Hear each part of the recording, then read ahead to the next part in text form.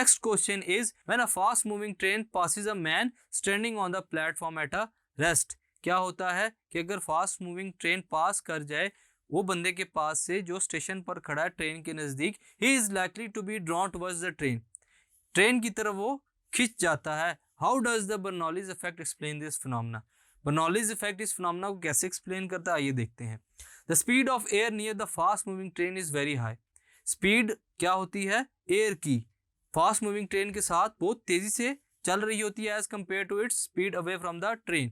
कि अगर देखा जाए कि ट्रेन से दूर जो हवा है उसके साथ कंपैरिजन करें तो ट्रेन के करीब जो हवा होगी वो ज्यादा तेज होगी। According to Bernoulli's principle the pressure is low where the speed of air is high. जहां पे एयर की स्पीड हाई होगी वहां पे प्रेशर क्या होगा students, low. Thus the pressure near the fast moving train is less.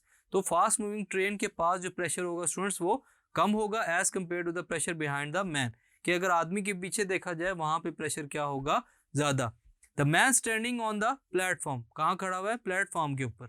Since the air flows from the region of high pressure to the region of low pressure, high pressure से lower pressure की तरफ air move करती है। As the result of this the man will feel a push towards the train. इसकी वजह से क्या होगा, आदमी एक पुश फील करेगा ट्रेन की तरफ। Thus he is likely to be drawn towards the train, तो ऐसा लगेगा जैसे वो ट्रेन की तरफ खींच रहा है।